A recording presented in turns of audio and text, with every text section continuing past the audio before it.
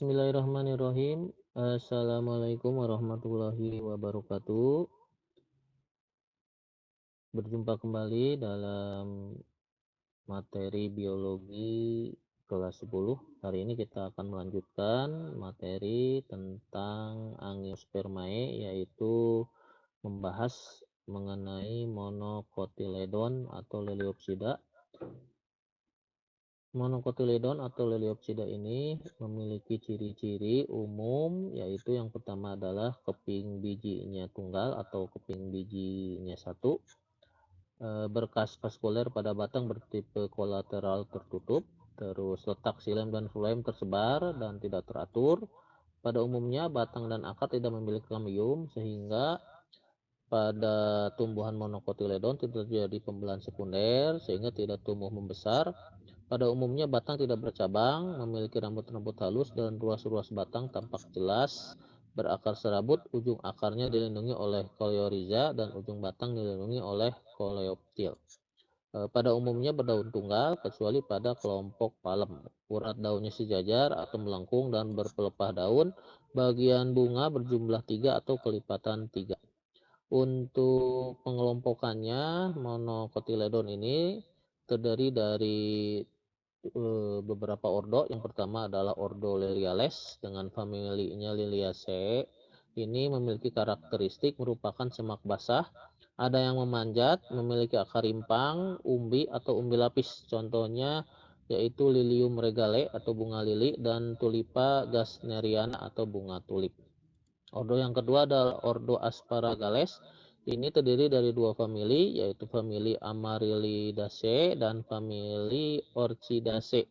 Untuk famili Amaryllidaceae ini memiliki karakteristik merupakan semak basah menahun, memiliki akar rimpang, umbi atau umbi lapis. Contohnya pada Polyanthus tuberosa, yaitu bunga sedap malam, dan Gyperanthus rosea atau kembang coklat. Sedangkan untuk famili Orchidaceae itu merupakan kelompok anggrek yang merupakan semak menahun, hidupnya epifit, memiliki akar rimpang dan daun berdaging. Contohnya Vanda tricolor atau anggrek panda dan Spathoglottis pelicata yaitu anggrek tanah. Ordo selanjutnya ada ordo Arecales, familinya Aresaceae atau Palmae. Ini karakteristiknya berbentuk pohon atau memanjat. Pada batang terdapat bekas daun berbentuk cincin dan daunnya menyirip atau berbentuk kipas dengan pangkal daun melebar. Contohnya pada Metroxylon sagu atau sagu dan Cocos nucifera atau kelapa. Ordo selanjutnya ada ordo Vales, yaitu ordo yang memiliki dua famili, yaitu famili Faceae dan famili Bromeliaceae.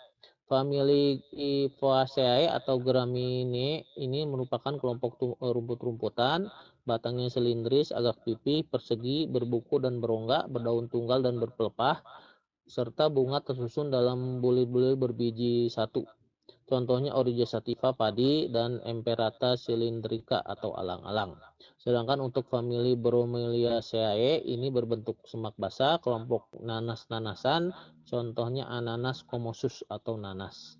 Untuk selanjutnya ada ordo Gingiberales. Ini dua famili juga, yaitu famili Musaceae dan famili Gingiberaceae. Untuk famili Musaceae ini kelompok pisang-pisangan berbentuk semak atau pohon berbatang semu yang terdiri dari pelepah daun, tulang daun menyirip dan bunga berbentuk karangan, contohnya Musa paradisiaca atau pisang. Sedangkan untuk famili Gingiberaceae ini merupakan kelompok jahe-jahean berbentuk semak basah menahun, memiliki batang tegak dengan daun berpelepah yang memeluk batang. Contohnya Gingiber officinale atau jahe, dan ada Alpinia galanga atau lengkuas, atau ada juga kunyit ya atau kuning, dan ada juga kencur seperti itu.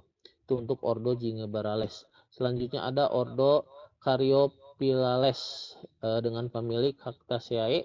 Ini karakteristiknya merupakan kelompok kaktus yang memiliki batang yang menyimpan air atau sukulen, makanya batangnya tebal, menggembung, daunnya kecil, berbentuk sisik atau rambut, atau ada yang berbentuk duri tempel. Ini fungsinya untuk mengurangi penguapan. Contohnya untuk kaktus ini adalah Opuntia elatior atau duri tengtong atau kaktus ya, kaktus Opuntia. Ada juga Carnegie gigantea atau saguaro. Terus untuk ordo selanjutnya ada ordo Pandanales dengan famili Pandanaceae. Ini karakteristiknya berbentuk pohon, perdu atau semak. Terus daunnya terkumpul rapat dan bertulang daun sejajar. Daun yang rontok meninggalkan bekas berbentuk cincin pada batangnya. Contohnya Pandanus tectorius atau pandan. Ordo itu adalah ordo terakhir dan ini perbandingan ciri tumbuhan dikotil dan monokotil yang tadi sudah kita sebutkan di awal ya, di mana pada gambar terlihat ini dikotil memiliki dua kotiledon, makanya berkeping dua, sedangkan monokotil bijinya satu kotiledon berkeping satu. Biasanya untuk dikotil daunnya bertulang daun menyirip menjari, untuk monokotil daunnya sejajar melengkung lurus seperti pita. Untuk dikotil batangnya berkamium, berkas pengangkut melingkar sehingga rapih ya, phloem dan silemnya terlihat rapi, silem di dalam, phloemnya di luar. Terus untuk monokotil batangnya kamiumnya tidak ada sehingga berkas pengangkutnya tersebar, antara phloem silemnya tersebar seperti tidak teratur. Untuk bunganya, bagian bunga kelipatan 24 atau 5 seperti ini untuk yang dikotil, sedangkan monokotil bagian bunganya kelipatan dari 3 seperti itu. Untuk dikotil akarnya berakar tunggang, sedangkan untuk monokotil berakar serabut. Nah, untuk ini bisa dilihat perbedaan biji dikotil dan monokotil bisa terlihat ya. Kalau dikotil misalnya kacang tanah atau kacang merah ya, bisa terbelah menjadi dua bagian, makanya disebut berkeping dua. Sedangkan untuk jagung, contoh monokotil tidak bisa membelah, makanya hanya berkeping satu. Itu untuk biji dikotil dan monokotil. Untuk selanjutnya ada tugas buat kalian, tugas yang kedua.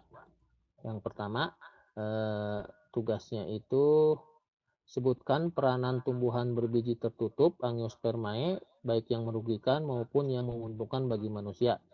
Dan tugasnya yang kedua, kalian sebutkan contoh tumbuhannya, baik itu tumbuhan Angiospermae yang merugikan maupun contoh tumbuhan dari Angiospermae yang menguntungkan. Mungkin itu saja materi untuk monocotyledon ya, dengan ordo-ordonya tadi. Ya, Bapak cukup sekian. Terima kasih. Wassalamualaikum warahmatullahi wabarakatuh.